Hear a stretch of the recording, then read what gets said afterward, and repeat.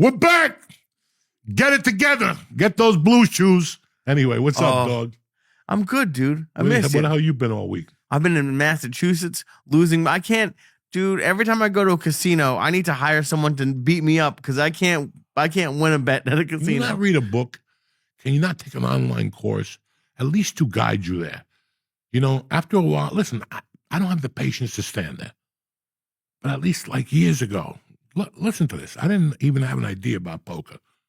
I grew up in the wildest place. Everybody plays poker here. I'm the only Cuban that don't play fucking poker or dominoes. HBO had a website for The Longest Yard. No.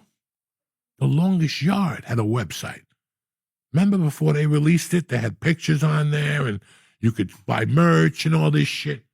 But if you went, they had a section for gambling.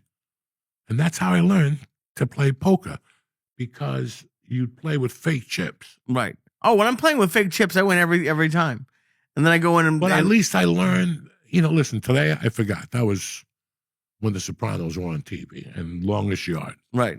I forgot how to play poker. But I'm saying at least I fucking, like, you like to gamble. I love it. So how do we up the odds for you to make money? The problem is, I heard, this could be fake. I heard Dana White banned himself from the casinos because he was doing so bad. Because you got to go in, he has the way to do it. You got to go in with $2 million, 3 hands and leave. Correct. And I sit there, I have a drink, because I'm such a degenerate. I think I'm going to win with $25 hands. You're not going to do shit with $25 hands. Well, you never fucking know. That's why you're sitting at that table. How many times do you guys think that the Cuban Jew, Joey Diaz, doesn't get $50 in chips just to play blackjack on DraftKings, okay? Oh, I love doing it on DraftKings. Even though I know I'm going to lose that 50 because it ain't enough dough. But the other motherfucking day, I hadn't gambled in fucking 10 days, and I went on there and I had a $3 bonus. Okay. Something else. You bet $3? No, I bet $1 slots. And all of a sudden I won a jackpot for 130. Damn. And then I took it down. I said, all right, up to 100, I'm going to bet 5s. And anyway, I ended up the morning with 338 over the $3.08 I had. Whoa. And that happens. And yeah. That's why you take a check. Does it always happen? Not really. But I was in the hospital. The gods were like, fuck it, give him a break. Give him a fucking break. You were in the hospital again? Fuck yeah, I told you about this shit. Jesus, dude. But I'm fucking, listen, man, this has been going on for 11 months. This has been going on since December of last year. Last November, I started eating fucking mushrooms like they were going on. Between the mushrooms, the fucking ear, I don't know what happened. I got the flu. I ended up in the hospital in January. I couldn't breathe. Yeah, February, same shit. This time they tried to blame diverticulitis. What's up, George?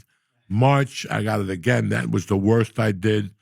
But this shit that went on for the last month, I couldn't even tell, because every day I went for hope. I'm taking these minerals now. I switched to these vitamins. Hope for this. I'm taking peptides for my lungs. I'm doing all this shit.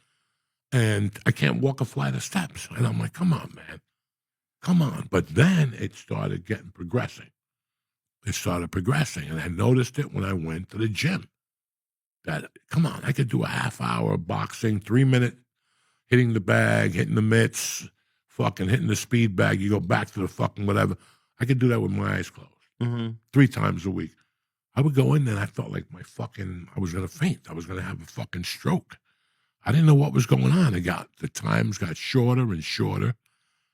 And then, guys, I didn't even tell you motherfuckers this. So I turned myself into the hospital on Tuesday, right? Because listen, this time I realized the hospital is a lot like going to the joint. Because when I got out, people were like, when'd you get out? No, I was in the hospital, not when I got out. You know what I'm saying? The fuck is wrong with you? Jesus, I turned myself in. Let me tell you what happened here. These performances after the podcast, walking me up the stairs, is unacceptable. Unacceptable. The last one was unacceptable. The one before that was unacceptable. And I appreciate you guys always take care of me and help me. But this wasn't about you guys. This is about me.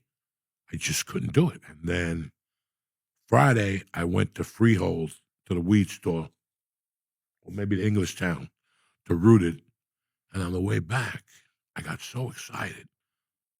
I had to pee. Mm-hmm. And I pulled over right by my house, right by the Arab restaurant. I made a fucking right turn, and there's a parking lot there. There's El Nido's there and all the gym. And I pulled behind there, and I just took my seatbelt off, ran out of the car, and piss came out everywhere. Like, it went from 0 to 60. Like, I got to pee now. Like, luckily I didn't break in my pants. I think I peed on my shoes. I got new shoes. You'll never see those Adidas again. They were bad luck.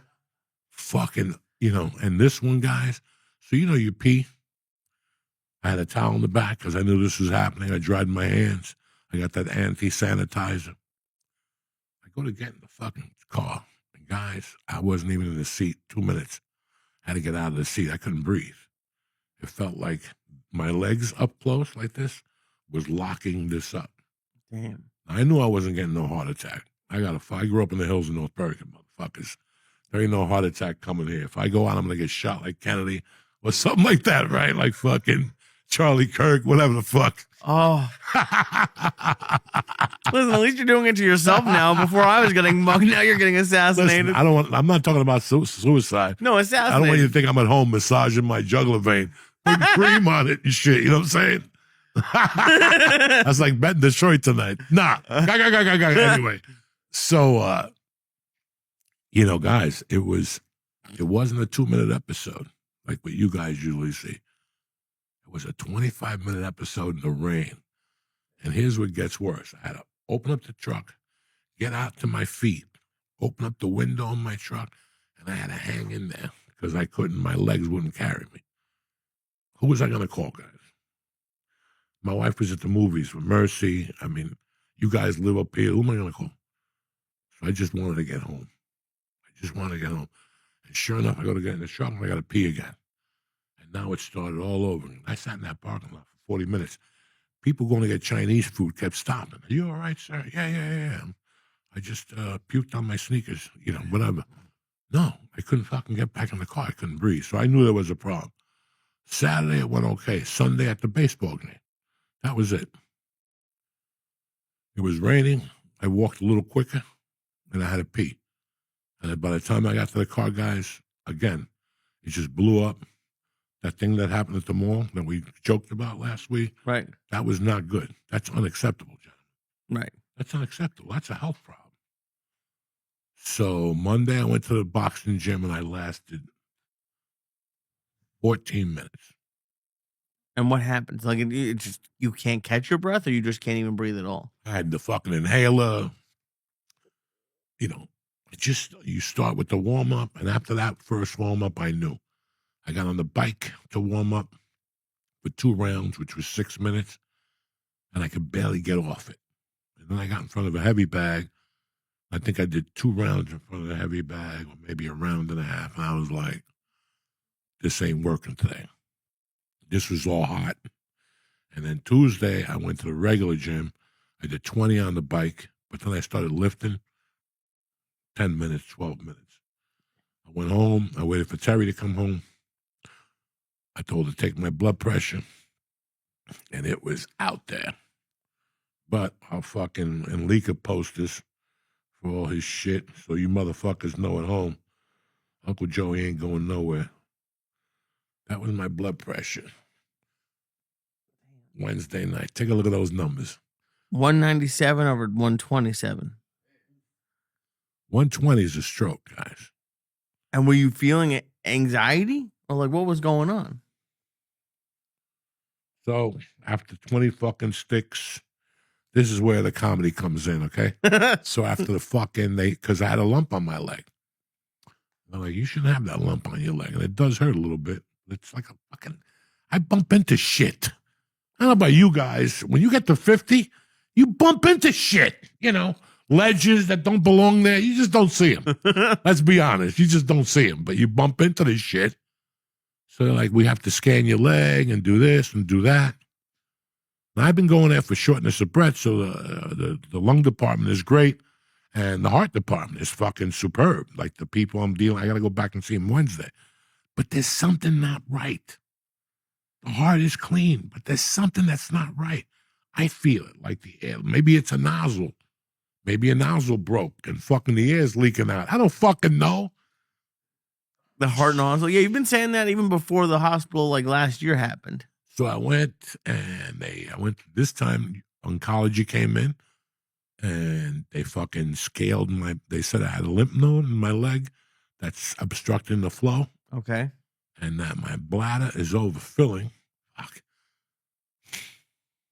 10 years ago, I was kidnapping people and putting them in the trunk of a car. Today, my bladder is overfilling. You understand what that does to your ego, gentlemen? At some point, you go, what the fuck? I should ice my... Why did I stop doing coke? To go out with a lymph node to my fucking leg? I was meant to go in a hotel with some fat hooker farting in my mouth with powder all over my face like I was snorting jelly donuts part-time. The Jesus, fuck? dude, yeah. Now I got an overfilled bladder that goes to my kidneys, which in turn makes my heart go into rumbata, or whatever the fuck, rumbation. Okay. Something with an R. And then it goes up to my fucking anxiety. So basically, before my wife drove me to the hospital, I was 202 over 212. And whenever my heart drops, your blood pressure goes. Okay. Dog, I woke up. Well, we'll talk about that later. I had 41. 41 what? My heartbeat was like the pulse. Okay. And that's unacceptable. That's low, right? Yeah. So my wife took me in that dog. When they looked at my blood pressure and they checked my fucking pulse, they were like, get him in there. But in minutes, I had an IV. I mean, sometimes you're in there like 2 hours downstairs. And I accept it. I'm the one that's sick. That I never complain. I like the emergency room. The emergency room is like going to court. If you're a professional and you're really a student of life, you're not going to learn anything in life until you go to courts, see a court session live where people have to plead their cases and shit. Right. That's brilliant. Or an emergency room. Yeah, I've been there a lot this year. And see what these people do under high stress situations. So come to me next time about your yoga studio and how it's so stressful to have it. Listen, go get a job part-time at that. When you watch people and women in the emergency room and men nurses, you get a whole new respect for these people. A whole different respect. The one thing is, this is a field, unless you love it, yeah, it ain't going to work. If you don't like cleaning people's assholes, don't get into it because it's going to happen.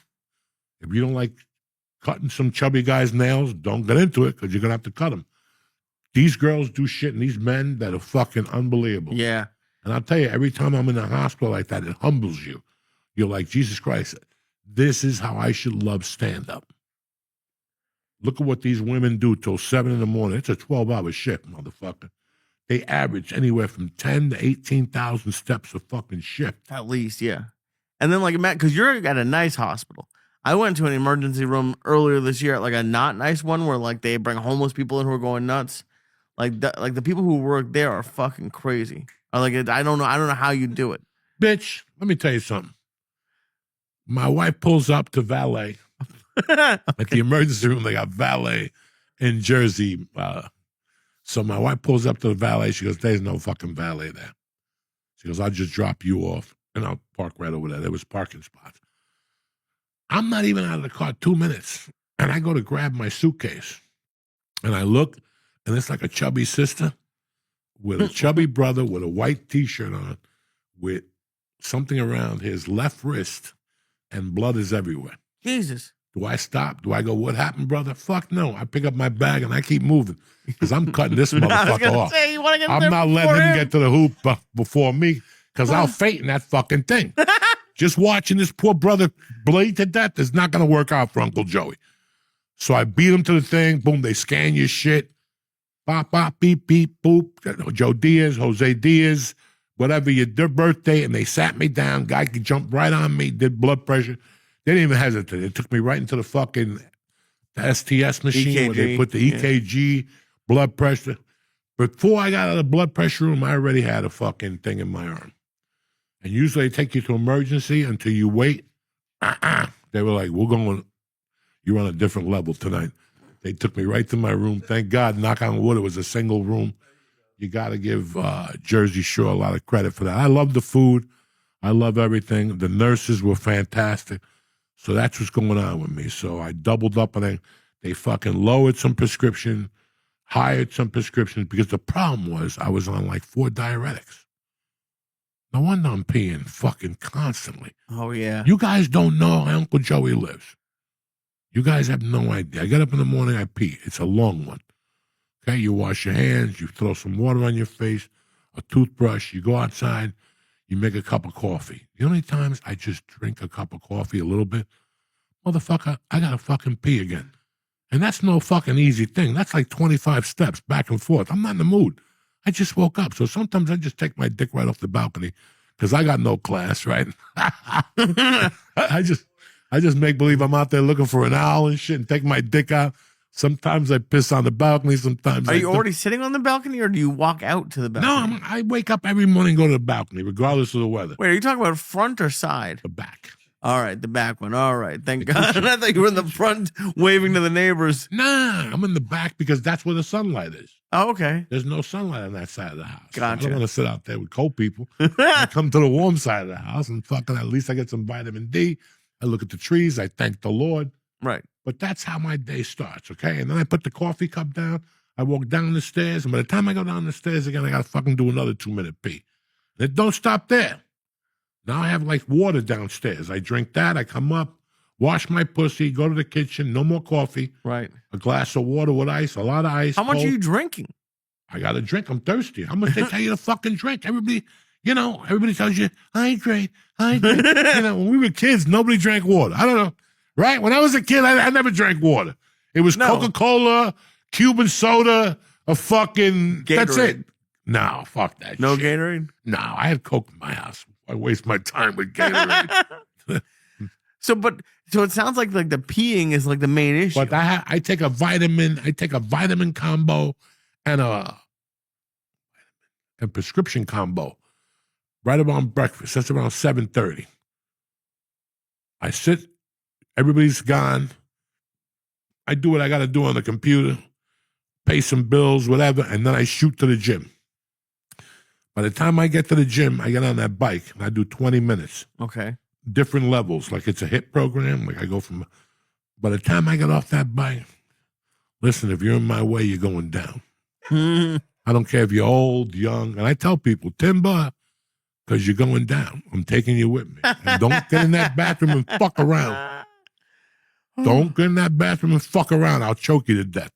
And if not, I go right outside and take my dick out. People doing those things when they push. You ever see those people? They push the sleds. No, Yeah. I've been out there 10 times.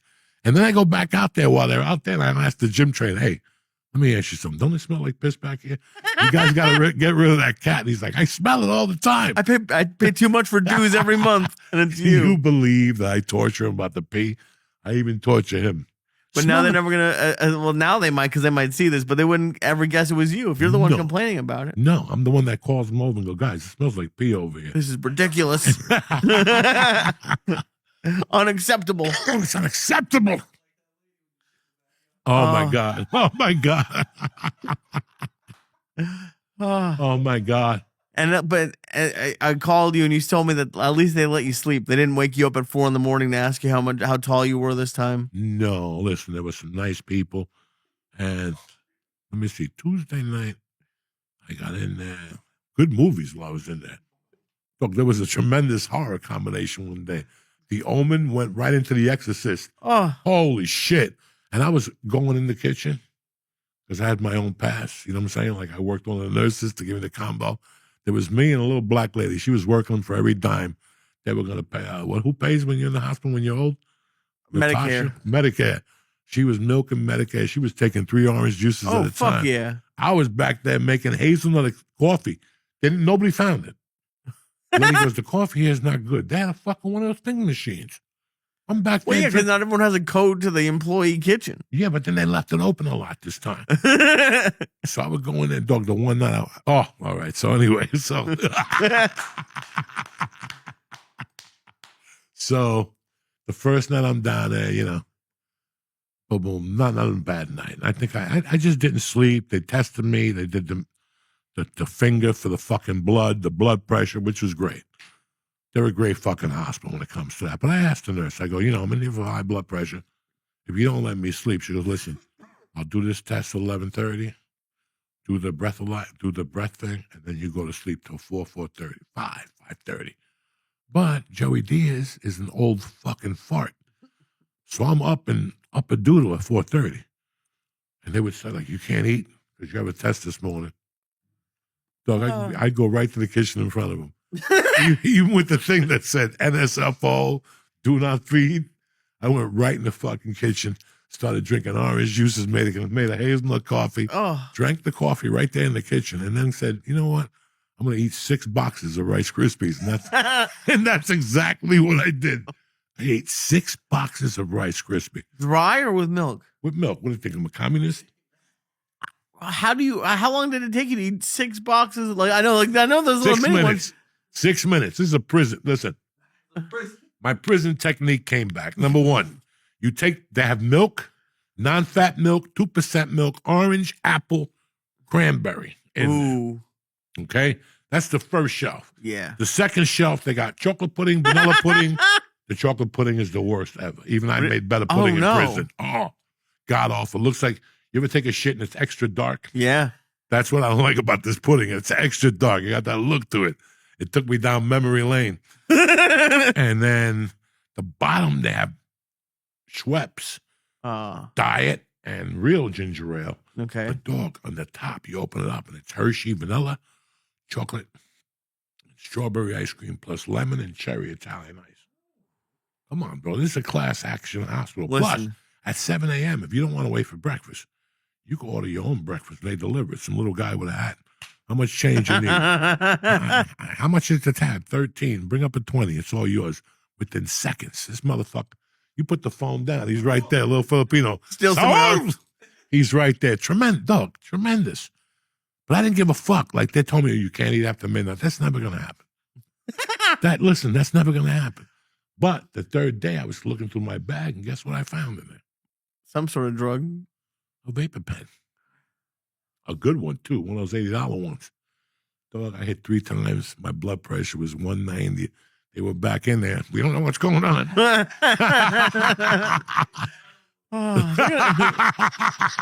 like you just happened to find it. Like you didn't put it in there on purpose. I don't remember putting it in there. Of course I must have put it in there when I went to watch a movie or something. I forgot I even had it. I just went in there and go, oop, what the fuck? And the connector worked for me. I had one of the connectors. One of the chargers. I started charging that motherfucker. I had to hide it, though, because they told me there was a patient that had 17 vapor pens in there, and he was smoking by the oxygen, and his place was going to blow up. I just made sure I smoked in the bathroom with the water on. You know what I'm saying? Dude. To put some moisture in the air. Remember the Green Book where the black dude lived above, like, the concert hall? Yeah. You just got to get an apartment in the hospital. Just with like that ice cream at all times, just to get whatever. Why? I'm surprised you didn't bring a fucking bong to the hospital. Why are you smoking in the hospital? Because, dog, it gets lonely in that room. I know, but you're looking at 3 fucking walls. My view was a fucking roof with a ladder going to nowhere. It was like, go up that ladder, you're gonna die. You're going right to heaven. That's all I had. The stairway to heaven or to hell. Just take a shot at it. All right. Yeah, but they have you. Don't you have any ABX left? Listen. We've been friends for I don't know how long. You've listened to my bullshit for I don't know how long. When are you going to figure out that your Uncle Joey's a fucking addict? That he needs to burn the candle somewhere? Okay? Do it with Rice Krispies then. What the? Listen, the Rice Krispies were great, but they ain't doing nothing for my coconut. When I'm getting surrounded all day with stupid questions, what medication do you take at home? What are you bothering me for? You see my, You see my wife here? If my wife ain't here, I'm like one of those commies. I don't know nothing. You just think your name. You ever see those Vietnam people? Rank? Agent 466674. I don't know nothing. I know the Declaration of War. You know, that type of shit. That's what I'm saying. Guys, I don't know nothing. I have become such a fucking memory lane dude. Like, I remember shit now, and I giggle. I almost crashed the car this afternoon thinking of something funny that happened, you know? I like it, but Jesus 16 Christ. years you've been running with me. You haven't figured out. I figured it out, but you... Listen, if there was no weed and you were stuck with me and I was up by your mom's house. Right. You don't think I'd raid that fucking medical bin? Because I know she got to have a goodie bag in there. You know what I'm saying? Oh, yeah. It's got to have something that hits heavy. And it's not going to be every night. As long as I hit it one night just to mellow me out. Yeah, but you have edibles. You can't breathe and you're smoking them. I didn't have edibles. I did not have edibles or marijuana, Lee. You got to have like a hospital only kit of it. Like, this is why you don't eat every ABX that you have as soon as you get it. Well, they were giving it to you by the case. I don't know if you see. There's none around. We ate the ones in the cup. When George is out of ABX, you got a problem. Yeah. Because George will whip out the ones he ate with Abe Lincoln. I got some in the freezer. Don't worry about nothing. What else is going on, Lee? I had a good weekend, dude. I'm not saying I killed, but I had the best hosting week that I've had. I did a lot better of like opening up. What did you do different? You slowed it up. Yeah. I slowed it up and I was like, I asked like who's celebrating stuff. And it was like, there were fun shows, but they weren't hugely packed. So it was a little bit, the first one I didn't do that. But then the second, I was like, I'm sick of not doing well as a host. So the second and the third one, going up first is a completely different thing. And I was really happy with my weekend. My weekend was pretty good. I had fun. I got to see my mom. And it was, you called me this morning. You're like, I don't know. Don't worry about coming back maybe. And I was like, I left. We had a 6:00 show last night, and I got in the car as soon as it was over, and I was back by midnight when the garage closed. When I got up this morning, I waited for about an hour or two, and I just wasn't feeling it. I don't want to rush anything. I have to be ready by November 8th. Mm-hmm. I really have to be ready by November 5th, and that's 2 weeks away. You don't look like I'm an ugly dude, but I ain't trick-or-treating. You know what I'm saying? You want to come over and lick my nutsack, you're more than welcome. You don't even got to wear a costume. No, but that's, like I just want to rest the next 2 weeks. Right. I got a couple of doctors wanting to figure out where the fuck, what's the next move. I got Wednesday, I got fucking Thursday. Thursday night we got the show, so I'm going to make it for that. And then I got another week of dicking around, and then we got to be ready for war. And that's it. That's just the way it is. So at least I get 2 weeks to get healthy, and ping, bang, boom. Oh yeah. It was too bad we missed you at the dojo that night last week. Yeah. That was a fun night. Listen, I wasn't supposed to turn myself in until Friday. My plan was Friday morning because I wanted to do the dojo Wednesday night, and then my daughter had the, which, guys, it's been a hell of a weekend, but my daughter had orientation, not really orientation. She went to visit St. John Vianney. And it was, it's like me smoking pot at 12 and listening to Led Zeppelin. It opened up her mind immediately. It opened up her avenues immediately. I like it. She wants to go visit some other place, whatever the fuck she wants to do. But it's a real pleasure to watch your children grow. I know a lot of you guys don't have kids, or maybe you don't want kids. A lot of you people have children already. But that's one of the best things when they come to you and they talk to you. And they're enthusiastic. That's always a great thing. But there was something that was bothering me about something. I want to talk to you about it, Lee. Okay. Because you know it. Listen, when I got into comedy, my brother George will tell you I was a lost soul like 90% of the people in America. I had no fucking future. The only thing I was good at was maybe robbing people, gas stations, drug dealers. And you guys laugh, and he'll tell you. But you were good at it. Listen, I had a nose for it, okay? Let's just say that. If you had cocaine in your house, I could sniff it the fuck out, okay? But it was a petty life, and it didn't work out for me. And the only thing that really appealed to me was stand-up comedy because I had read the Lenny Bruce book. But more than that, listen, I grew up with movie actors that were also kind of outlaws, that weren't fronting, like they weren't Pablo Pascal at the King's March yesterday. You know what I'm saying? Right. With sunglasses. And a scarf. I didn't grow up around those people. I grew up with people that kept their fucking mouth shut. Steve McQueen. Today my daughter had some music on in the car. She's going to see this girl on Friday. And I said, this sounds like a song that would be on in one of those James Coburn movies. I remember Iron Man Flint when he came out dancing and shit. I was a bad motherfucker, that dude. They hung out with Bruce Lee. In my eyes, I like a lot of actors today, but they're either faking the funk or they're really dynamite people. And at the end of the day, you know what dynamite people are. Who gives a fuck? I got into comedy because I felt it was a 1%er type of deal. It's like joining a fucking motorcycle gang. Okay? My plans were not what your plans were. Right. My plans were not what most comics. My plan was to be a biker comic without a motorcycle, like live on the road, like the catcher from Major League, Tom Berenger. In the beginning, he was living in Mexico playing fucking baseball. I'd be happy with that. Was I looking to get rich? No. Cover my rent, and I'll fucking bartend and do comedy at halftime. You know, that's it.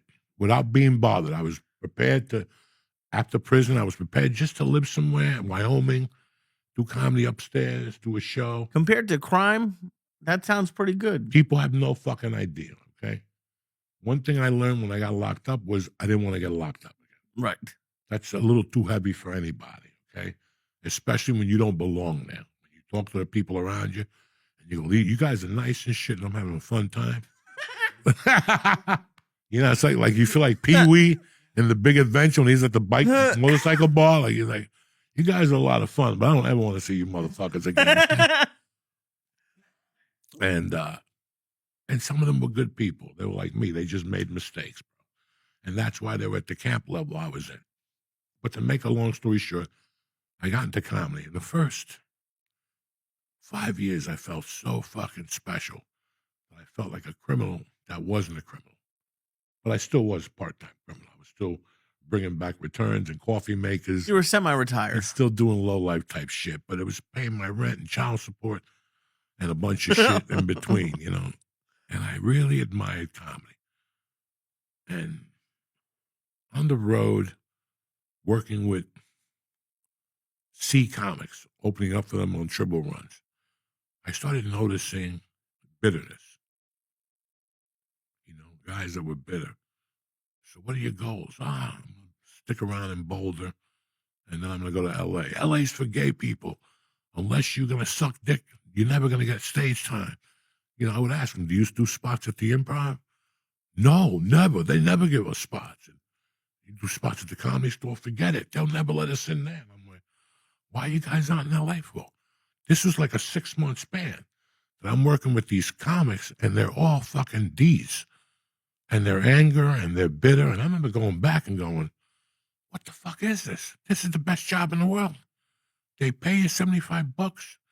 You got a 50-50 shot of getting your dick sucked. You do some drinking, you do some drugs, and you don't have to get up the next morning. Are you fucking crazy? That's pretty great. You only have to get up if you have responsibility. But think about being a 28-year-old loser that could sleep on anybody's floor. There's no responsibility. When those comedy clubs would give me a hotel room, oh, like the Italian says, Madonna me. Forget about it. I would fucking, it'd be like that. If they gave me a Motel 6, in my mind, it was the Taj Mahal, guys. Right. So think about when we get a hotel room now with a shower on the balcony, what I feel. You understand? Those rooms grounded me, but I'm getting to, these comics taught me. So, no, I was a little down for a while doing comedy. I was going through a divorce. And then through the fucking grace of God, I met a broad in Michigan, and she had balls, and she made me move to Seattle with her. Whatever happened between us the following years is irrelevant. She made me make the move, okay? And she supported my comedy. As much as she was a dirty whore and all that shit, I still love her. I'm angry at her now because she don't check in enough. And we were always based on checking in. We love each other. I still love her to the grave because she's a good egg. And fine, I got to L.A., and Seattle was great. I met Josh Wolf. It was an open mic level. We were all feature acts driving. Nobody was cutthroat yet. Right. I slept at your floor. George slept with me. Lee came over. We would go to eat at night after the shows. We would do a show. We take the check, $84 between the four of us. We go to eat.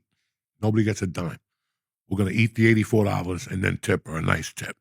You know what I'm saying? That's what we did. We were gentlemen. Your friends, not competitors. Nobody's going to say, well, give me my 20. I want to eat. It ain't that type of party. You either eat or take your 24 fucking dollars. Okay? What do you want?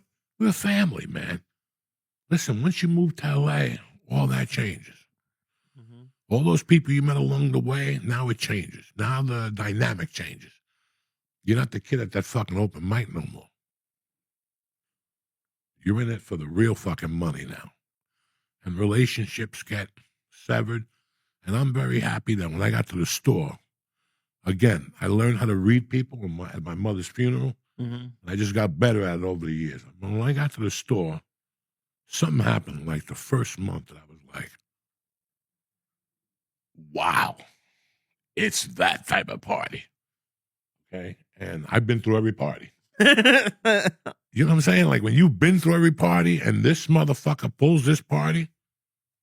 So I had a friend called Lionel from Seattle, one of the baddest white motherfuckers I've ever met in my life, beside Pete Rose, all the great white ones, the white dude from New England. Brady, this dude was solid. Musician, but my dog in Seattle. Anybody ever asked me about him, I'd say, give him whatever the fuck he wants. He was a heart of gold, like George. There's different type of people. He was long hair, Langley, would fight you at a drop of a dime, and he was the cook at the comedy club, and he lived in a warehouse. Well, I told you, the windows were broken. You'd wake up at 4 a.m, there'd be 3 black guys smoking crack. Oh, but this guy brought excitement to your life. Right. When you thought you were like most people, every night he went home to something different. It was like your uncle. He went home to something different. Once he went to that basement and locked that door and put the TV on, it could be 1 a.m. God knows who was going to knock on that door. And let me tell you something to the common person that turned home. Well, that won't work in my life because I work. These people weren't thinking about work. These people went to work when it was proper for them. Like, I don't know how many times I bump into people like, I got to work tomorrow. I haven't been there for 4 days. Haven't been there for 4 days. You know what I'm saying? It was a different time then. Yeah. I haven't been there for 4 days. And so comedy was like, when I went to LA, listen, I got blessed. And I hate that word. But God is always, he took my parents, but he's always given me a little bit of leniency. And my brother George knows he gave me Ralphie, man. He gave me Joe Rogan. He gave me Josh Wolf. He gave me Dukerman, the guy from the Comedy Store, and he gave me the Comedy Store and Mitzi Show. If you can't do something with that, and the guy who made me go to L.A. was a guy by the name of Doug Stanhope. And when it comes pound for pound, he might be drunk right now, but I'll put him up against anybody. I put him up. And I love him. Motherfucker. I don't pray for a lot of people. I pray for Doug because he's the last of the real deal. Everybody else is faking the funk. Right. And it's really weird. I was surrounded with these people, so I had to learn something and grasp something. But I used my criminality, growing up in that criminal mentality to push me. And that's how I felt I could deal with comedians. I could pull them aside and go, listen, this is what happened. I think after a month or 2 I was in, I went down there because Lionel was coming to town from Seattle. And he said, get the package ready. So I didn't have any money. I went and sprung $100. And in those days, Chewy, God bless his soul, would give me 620s for 100. So I bought all 620s. I'm sitting there, and at the Comedy Store, you could drink for free. You give the bartender a bump, and they'll let you drink for free. This is back in 97. Yeah, 97.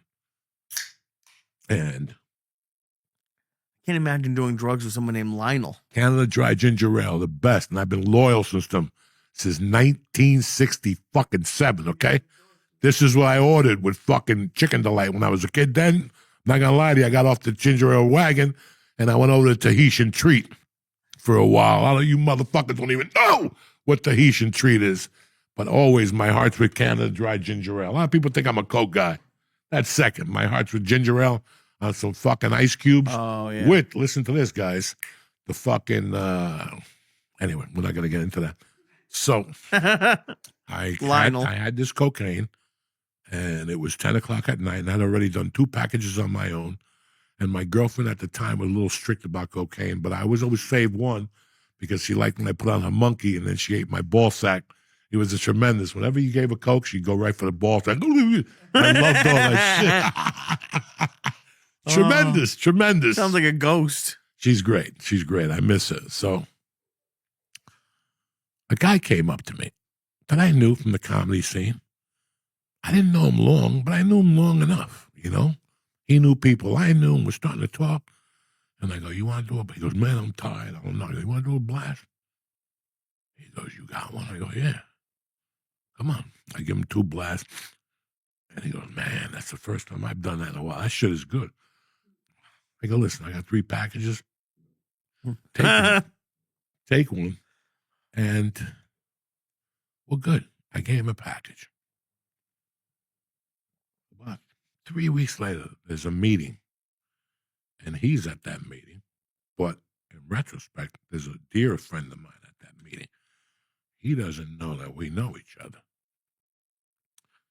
And the agent suggests, have you seen the comedian Joey Diaz? The kid I gave the 2 bumps to and the 20, yo, that coke fiend, I wouldn't let him on this project.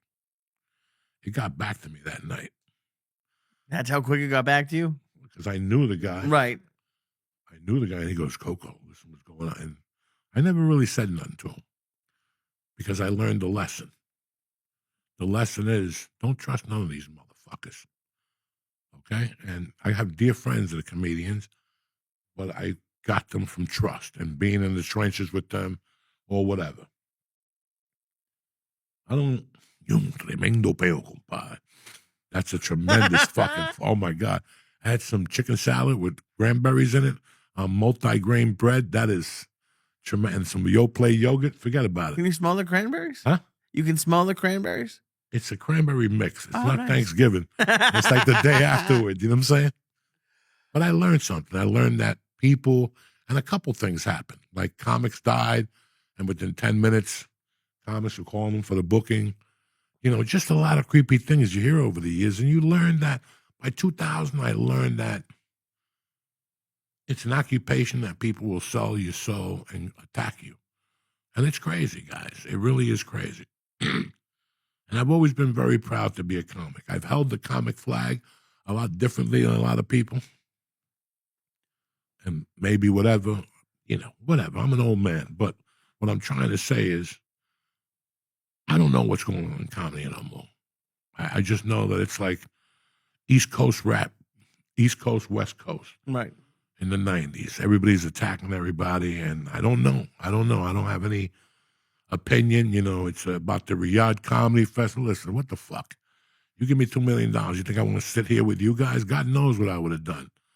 But nobody gets put in that position, until they get put in that position. For people to speak out, I don't know. I don't even want to get involved in this, but what's going on with stand-up comedy is not me at all. I've kept my mouth shut. But it's interesting to see what I saw, what you guys never saw over the years. Because this is the only thing I was trying to tell you guys. Over the last 15 years, I've had people come up to me and ask me about different comedians, And you have to sit there, whether you agree with them or not, and go, good guy, I really like him, In the meantime, what you want to say is the guy's a fucking douchebag. He called an agent on me one time and, whatever. But you don't, because you're a gentleman and you don't want to go into that realm. That's how I was raised. Right. But no one does that anymore. But no, they were doing it for a while. And now, I don't know what's going on now. But, you have to be aware of your surroundings. And what I was trying to say to you guys is this. It used to hurt me when I would say that to people. You know that, right? You say what? Good guy? Yeah, Lee's a good dude. Even though I just left the comedy club and you did something really bad there 2 weeks ago, even though you tell people you're a Christian. Right. I'm in Toledo, Ohio. I went to Toledo, Ohio as Joey Diaz. You're just a regular at the store. You went up acting up there like fucking Johnny Bananas. And they told you to knock it the fuck off because that's what happens to a lot of comics. And there's other, because ego is a motherfucker, guys. And like I was telling my nephew, you and my brother George, what kept me always afloat was never forgetting that I robbed people. I would mug a guy on Boulevard East. Like, how can I play fancy for you guys? Right. How can I be DJ Khaled on a boat, with my fat titties shaking, making believe I own the fucking world when. But at least you because when you were talking about. And I'm not patting myself on the back about this, but do you understand why? No, but there's honor amongst thieves. The biggest complaint I've got about myself is, Joey, you live in the past. You know why? Because it happy? Makes my future fucking solid. Because now I do know how to act. Right. Now I do know how to act as a gentleman. Why are we doing this, George? When I was the one that would say, George, get the car. I don't have a license. Who gives a fuck? You know, why are we doing this? But here's it, like when you were talking about like the Triple Run guys who were jaded, like the thing. Brutal. Lee, brutal. But at least they gave it a shot and went to LA. Like there's people but at they my left level. LA instead of going, maybe I didn't work hard enough. It was always a blame. And I remember them saying to me, forget about the open mic night at the Improv. Motherfucker, let's drop it right now for you bitches. I got to LA on a Tuesday. I was on the stage store on a Tuesday. On a Monday night, I already did the store 3 minutes. And by Tuesday morning, I was at the Laugh Factory. Ask me where I was on Sunday night. Where? The motherfucking Improv for Latino night. I was like doing 10 minutes with a suit on. The guy wouldn't make me go up without a fucking suit on. I went and got a suit from the first week. Right. And then after 3 weeks, I told him, no, after the next week, I told him to go fuck himself. That man was a good fucking man. He believed in me. And one night I was on that stage for Latino night. Okay. I don't know if you ever been to you've been on the stage at the Improv in LA. No, I never did that one. The hallway? Well, if you're in the main stage, if you're talking up there, every once in a while, you look up and there's like you ever see like a bathroom window? Okay. Those little ones that you slide when you open to take a shit. Right. That's when you take a shit, when they have a window. When your stinky asshole's going to circulate in there, and I open up the shower in 2 weeks and your shit is still circulating in the shower, that's where you never take a shit. These you fucking young kids. Anyway, what we saying? So you're on stage at the Improv. I'm on stage at the Improv, and you notice that little window. And you never think about it. Well, I didn't know this. I'm at the Improv for Latino night, just fucking bombing. And I got out of it, and I thanked the guy for putting me on stage. He goes, come back next Sunday. Didn't pay me. But as I got to the bar, a white dude tapped me on the shoulder. His first name was Richard. And he looked at me and he goes, hey, I'm the talent coordinator here. Start calling in on Mondays for spots. My fucking heart dropped. This motherfucker on the road told me I would never get any love in there on a Sunday night. And here I am on a Sunday night. Not only that, so do you understand when I broke all that shit, I was ready to go. Like, this is just bullshit. This is like, hey, Nick, so you join the Navy? Yeah, I'm joining. I'm going to be first class Navy SEAL. Oh, me and Lee did it. You think he can do it? He's a fucking pussy. Yeah, he'll never do it. Oh, wait till you get to the rail of death. And they drop you off Alec. And you're like looking at this guy going, I grew up with this guy. He couldn't even figure out a paper route. You know what I'm saying? But he's lying to you. Like, wait, you know those guys all the time? Like, I'm in law school now. What year? 3rd year. Oh, wait till you take that test. It's a fucking mind racker. Tell them, boys. Oh, yeah. I almost lost. And you take it, and you're like, what the fuck were those idiots talking about? Right. What kind of faggots are these guys making a big deal about something that you tackle straight ahead? That's how I felt. Yeah. It feels good, like on a smaller level, if like everyone's like, oh, the audience sucks tonight, no one's good, and then you go up and have a good set, you're like, oh, shit. Oh, shit. Yeah. Wiggly, wiggly. And you walk off that set like a motherfucker's motherfucker. You know what I'm saying?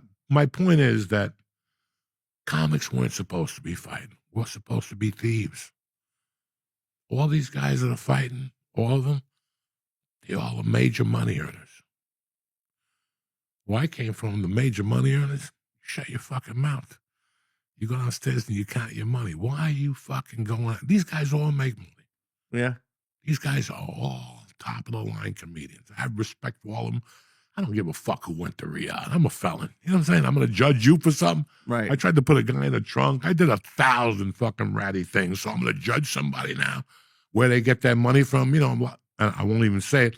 A lot of people think that I sold out when I took one of my sponsors. I don't give a fuck. I got a 12-year-old daughter that wants to go to St. John Vianney.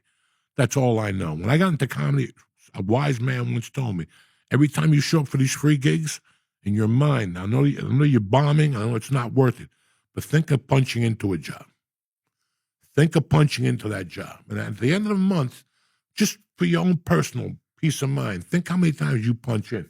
You lose $30 to go to Jersey to do a set. You lose $6 to take a subway. That's the name of the game. But so help me fucking God. And you're hearing it from you're going to get every dollar back. I'm going to be a great famous comedian. Well, they want you to do baby diaper ads. Bring on the diapers. And they want to give you $6 million since you had that kid, Lee. I want to be a comic. I want to be a comic. I don't want to make my bones. Okay. You know, that's what you got to grab and go. Take that $6 million, build a stage in your apartment. Yeah. And have comedy shows every night by yourself. Lee's Comedy Night, all by yourself. You're the MC, the host, the dancer, the DJ.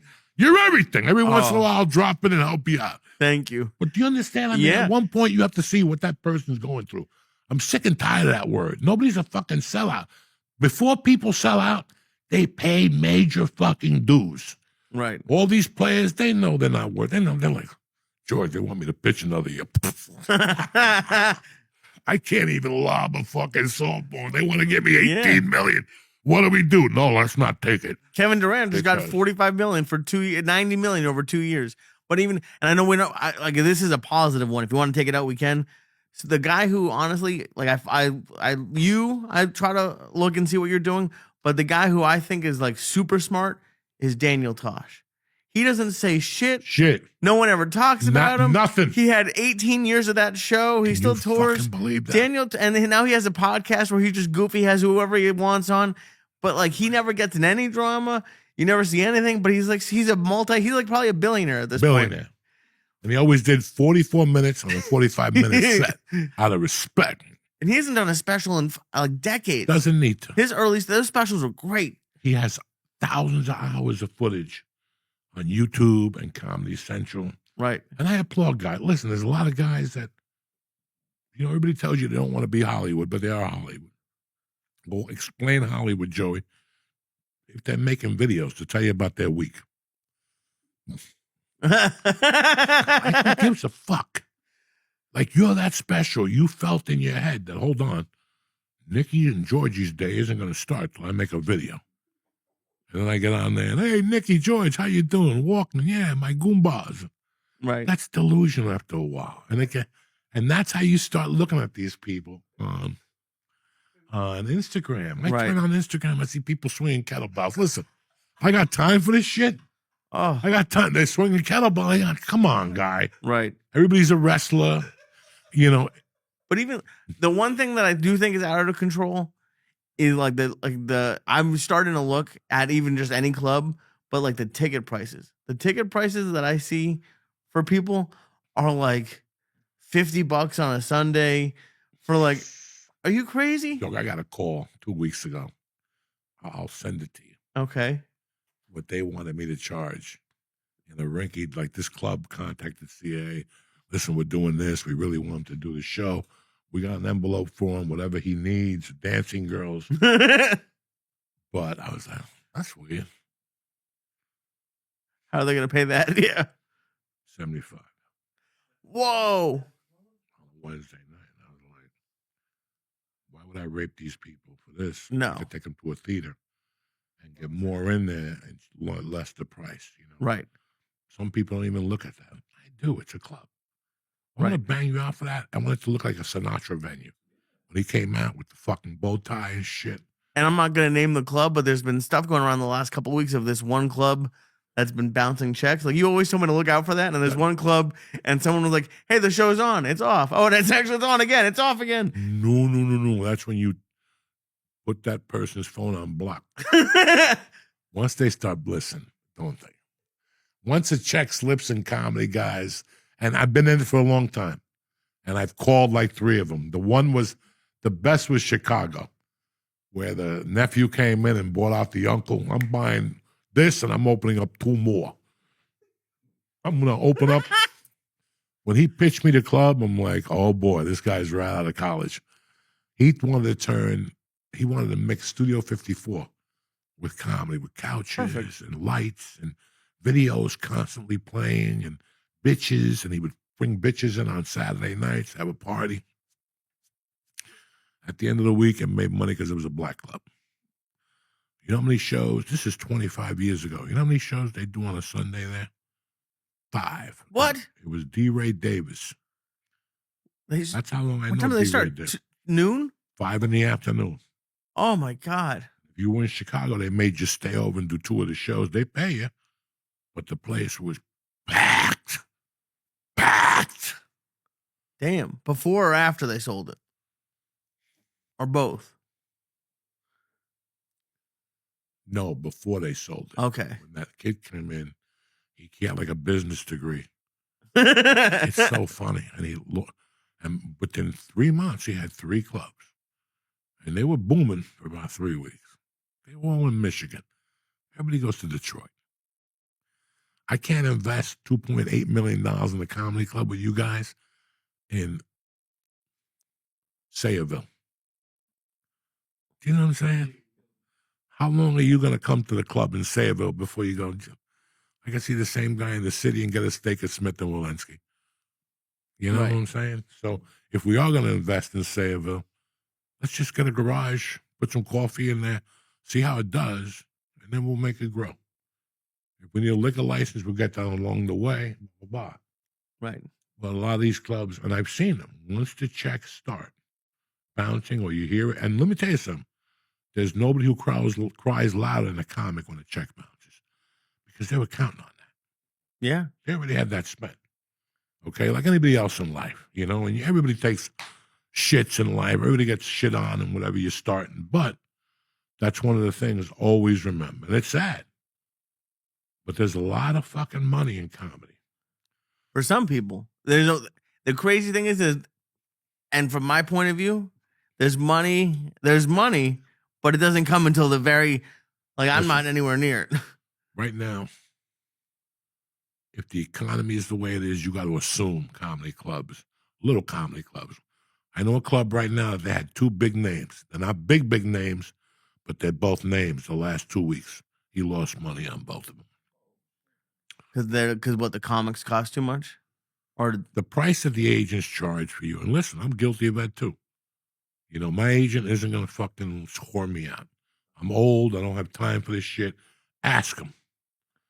If they don't give it to you, they don't give it to you. You shake hands and move on. And by you saying no, it makes you stronger sometimes. And listen, not doing that. I love comedy clubs and I need them to be there for me.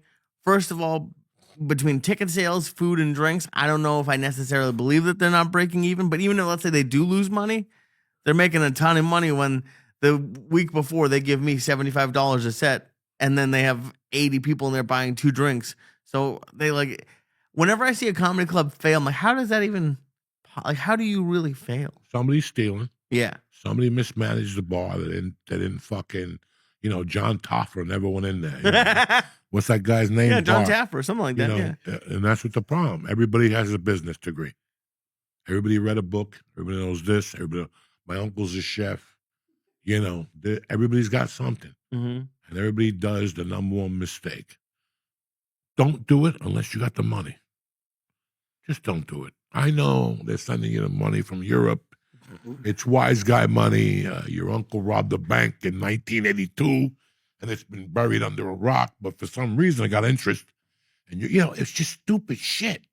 Right. And that's what you see happen. Somebody had a dream, and somewhere along the line, they just, I hate when people call me for a movie and they're going to pay you $100 and they tell you it's my story. I optioned my own book. And you're like, why are we doing this? You want me to jump out of a window for $100 and get glass on me? Would you do that? Yeah, I would. No, you're wrong. Right. I went to acting school. I don't consider it much, but Jesus Christ, you're not going to give me this money for this. You got to pay me scale and plus. I see who's on the cast. It's just common fucking knowledge. Don't drag me into your darkness. Right. If I earn, you earn. So this is how I like comedy clubs. Let's do this. Lee, I'm bringing you in for 4 shows. Lee, we used to do 6 fucking shows here 5 years ago. I know. We're down to 4 shows, maybe. Yeah, I know. Maybe, okay? Usually 2, so 3. what I'm going to do is this. I like you. I'm going to give you 100 a set. Right. If we sell out, I'll give you a little taste. If I get these 30 a night, the comedy club has lost the late night crowd since the pandemic. Mm-hmm. People complain about diners and restaurants and this and that. Guess what else lost it? 9 o'clock comedy shows. That's over with. Your comedy show has to be 7:30. That's it. People want to go home, Jack. And guess what? Me too. I don't blame them. I'm not mad at people. For years, remember New Year's, Lee? Tell these fucking animals. Did I ever do New Year's countdown? I used to give away money.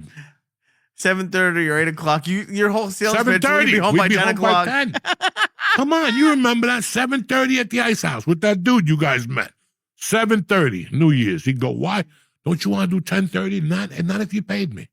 What do you want? What am I going to make different for you? What am I, Dick Clark? I'm going to go up there, 10, 9, with this. Listen, go home. I'm getting you jazzed up so you have if you're a man, this is a perfect idea. Well, it's a 7:30 show. Where are we going to go, honey? The fuck? It's the new year. You're going to drag me out to be rubbing shoulders with foreigners and ice and fuck that. Take me home. Let's get a gram of J.O. Let's get a gram of pink cocaine. Let's get everything. Yeah. And have a party at home. Yeah, have a party at home. Yeah. But if I'm going to keep you out till 1, now she's tired. I'm so tired. The drinks I had at the bar, sitting there, it was warm in there. Nah. I'm not letting you get to that part, bitches. No. I'm cutting that game off. I'm picking you up at 5. Yeah, that's it. Nobody wants to do a second show. So you've lost. Comedy has changed a lot, people. And maybe ticket prices go up for that because it's less shows. See, I don't know. Well, yeah, but even then, even for one-nighters, I've seen people charge $40 or $50 a ticket. But it sucks. I'm so in next month, I'm gonna be in Boston with Josh Wolf. But we're doing Thursday, Friday. I haven't done a Thursday, Friday, Saturday in in a year. It's usually Friday. It's been a lot of Friday, Saturdays, and honestly, it's been a lot of one show Friday to Saturday. And I know for a fact that the clubs got lazy and don't want to take a chance because you and I have discovered something. If you're not doing Thursday night, you got no momentum for the weekend. Right. In the car business, they say down payment is where I get you, George. George, I know you can make more than $250. Come on. How much can you get me by 3 o'clock this afternoon? Well, if I call my grandmother, I may be able to get another $250. There's always more money. Right. Okay, and that's why Thursday nights is just the smartest move in comedy. Because if I get 100 tickets, I give away 150. Nobody needs to know. Not even the comic. Right. Pay him for the 150. But even then, honestly, as a comic, I would either much rather make the same amount of money and have the place full, or instead of having the $30 ticket and having 30 people there, have a $10, $15 ticket and have 80 people. I would much rather. Something. Let's get to something right now. Do you want the audience that drops their pants? What did I learn at the Brea Improv? I raised my ticket price, and also I started telling the tickets. And in today's market, let me tell you something. Put your tickets low. Watch how people stay away for a few weeks. They think it's a fucking scam because they're so used to paying. Now, I don't want to charge what this guy charges. Right. I don't need that. But you're also at a different level than me. No, not you. I'm even talking when I go out. Okay. People say to me, you're not doing your prices. Right now, Lee, you're at a tough place in your career. You're at a tough place. Now, I told you a couple of weeks ago, you need to get into the commercial business. Mm-hmm. It's time to get an acting agent because comedy is too hard to go through the front door. So you're going to give it a shot what I told you. You got to go through the back door. God forbid you book a movie with Leonardo DiCaprio. God knows. Fucking who knows? Who the fuck knows? I was walking through a hallway. I just bombed an audition. And I saw a fucking thing for basketball. And the lady goes, no, I didn't even see it. I was walking by. She goes, are you here for the audition? I'm from North Bergen. I'll do whatever you need at this point. Absolutely. I got $3 in my pocket, and I owe $100,000. What do you need for me to do? She gave me sides. I read them. I went in. Next thing you know, I'm fucking on a set with the dudes who created South Park. I didn't even know what South Park was. Right. Okay? I didn't have no idea. I'll never forget. I was living in a hotel room from where I ended up living with my wife in Hollywood for 9 years. It was across from that place. We discussed it. Mm-hmm. And it was a nasty hotel. You could only live in there for 3 weeks at a shot. And I was on the second floor one day, just in the room, like 2 PM, smoking a cigarette. And they're like, "Does Joey Diaz here?" And I kept hearing, "Joey, that's me." It was like the Rocky apartment. Like, is there a Joey Diaz in the building? The phone was in the hallway. And I came downstairs. I came downstairs. It was my manager, Joey. You got the movie. What movie? What are you talking about? Yeah, you got the movie Basketball. Fantastic. I'm paying $39 to live in this place. And I could only pay 3 nights at a shot. The fourth night was always Maybe I could go to the store and rob a cell phone or something like that. Seriously, this is honesty talking to you, right? guys. And I walk down those stairs, pick up that phone. Ken Phillips, God bless his soul, says, "You got the movie." He goes, "You need to join SAG. It's $2,500. I'm paying $39 a night for a hotel." He goes, "But they're paying you $5,500 a week for 3 weeks." That's amazing. Hold on 1 second. I'm banging my head on the phone. What did you just say? What did you just fucking say? 5,500. So I'm shooting every day. I don't know, Joey. Just wait till they get you there. I'm hanging up that phone and just going up to the room and going. So you never fucking know. Yeah. And it's okay. You never fucking know right now. And once people saw me in that, nobody really talked to me, but 3 or 4 people talked. And you need 3 before you get 300. Mm-hmm. And it's nice because I've been in New York for a year, and I'm finally starting. There's a few people who are like popping up who are finally in my corner. Like there's this one guy who's a sweetheart. He used to be a manager at Rodney's. Just got hired as a manager at a club that is like my dream club to be in this year. Which one? A New York Comedy Club. He used to run Williamsburg. Like I'm doing St. Mark's with him on Thursday. And that's what happens. Yeah, he's a sweetheart. Now you're going to meet people that were kind of starting out. You were gentle to them, and every time they grow, you grow a notch. And that's going to be forever now, because that guy's going to leave that club and take over a film production company. And some days on the court and go, "Lee, I might have a role for you as a plumber." He writes movies, actually. So speaking of him, you think you're dealing with? Oh yeah, Mike's a fucking These killer. motherfuckers don't know that, man. It's a weird world, but it all starts on that fucking stage. Don't ever go crazy on me. It all starts on that stage. I don't want people putting words in my mouth. It all starts on that stage. Right. I need to get you in a club to grill it out 7 nights a week at 11:15 at night. I'd love it. I don't want you there at 9. I don't want you there at 10. You have to start earning to move forward. Okay? And that's going to teach you how to grind. When you sit there and watch the 2 comics before you, one of them eats shit, and the other guy don't even have a fucking clue. And now before he goes off the stage and brings you up, 8 people get up and walk out. That's what you need to learn. What do you mean before you get up? As you're walking on stage, they're fucking. As you're walking on stage, they're pushing you over to get off. That teaches Let me you the fuck out. Yeah. That teaches you balance, because right away I don't want you to go on stage and go, "Oh, they hate Jews," something like that. Right. That's the education now for you. Yeah. 2 or 3 years of that grinding shit, where fucking somebody comes in like, "I'll find out what time you go up, and I know you have a set after that, and I'll come in right when you're going up and do a guest spot." And do 35 minutes to keep you in the back sweating up a storm. "I got a spot up on that." Fuck you. You're losing this 15 and the 15 you were making at that club. Why? Because Big Daddy Kane came to rumble your world. Because I need to rumble his world. He don't get his world. None of these young comics get their world rumbled. Yes, we do. And it's a pleasure to do it, and they grow more than anything. It's not about you. It's about them. You got to put them in a bad fucking position. How do you eat? When you ate pussy, anybody there coaching you? Never. No, she put that monkey in your face and straddled you, and that clit's right there like a piece of wonton.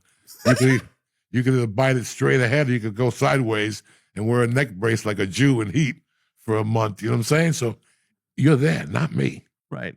You're there, not me. You're not going to learn by going up at 9:30 in front of the prime audience. "Hey, it's late." No, you're going to learn by fucking going up on stage, and you see a guy under the table working his own nutsack, and you're like, and you got to keep your composure. The first time I saw that dog, I didn't know what, like instant composure to fly off the stage and kick him in the mouth. But I had to look at the guy, and he's sick. What do you want me to do? He's up there touching his balls while you're on stage. I haven't had that. I have had a couple make out during my show, like fucking go at it. Don't worry. You should have joined in and did a threesome. Oh, I did call him out on it, which was great. That's where you fucked up, right there. When people are swapping spit, you call a timeout, and you creep while you sleep up to them, and you put the phone on. You Instagram it, and you go, "Hello," and watch him pop up. If he hits you, you get $50,000 from the club and from him. So, you know what I'm saying? If you're going to be a Jew, be a Jew. That's all I ask. I'm doing what I can. All right, where you at this week? This week I got a good week. Tuesday night I'm at Luxor Lounge. Thursday I'm at St. Mark's early, then with you at the dojo, and then the big ones this weekend, Friday, Saturday, I'm at the Philadelphia Punchline with Josh Wolf. Oh, shit. All my Philly peeps, come out there, support Lee. The great. Eagles won last week, and you're happy. You know what I'm saying? When the Eagles win, it's a good town. When they lose the week before, I don't know. People walk around angry as shit. No, they'll be fuck happy. You looking at? You a Met fan, motherfucker? I think the NBA season starts this week. Soon, yeah. Really? It's not the 21st. They broke my fucking heart. All right, well, I got nothing going on. I got the dojo with these guys on Thursday. Then Halloween week is off. We're going to find some hole to do comedy at. Then the following week, November 5th, is sold out at the Dress Factory. And then we're in Washington, D.C. on the 8th. What's the name of the place? MGM National Harbor. Are you kidding me? Or what? Then we come back to Philadelphia. Dun, dun, dun, dun, dun, dun, dun, dun, dun, dun, Chino. Dun, dun. I love you, motherfuckers. Stay black. Have a great week. Lee, it was always a pleasure seeing you. Good to see you. Look, buddy. you had the little retarded hoof up when I looked over at you. I caught you. It was one hoof up. You were right. You were ready to fucking go backwards on me to autism I wish camp. I could. I wish I 1978. could. All right. I love you guys. Have a great week. Thank you for being here.